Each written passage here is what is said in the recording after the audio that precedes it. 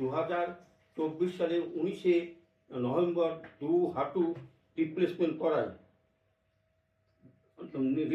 করাই এবং মধ্য আফটার রিপ্লেসমেন্ট আমার পক্ষে 1 বছর ধরে একটু হাঁটা চলা অসুবিধা হচ্ছে, বিশেষ করে ডান হাঁটুতে।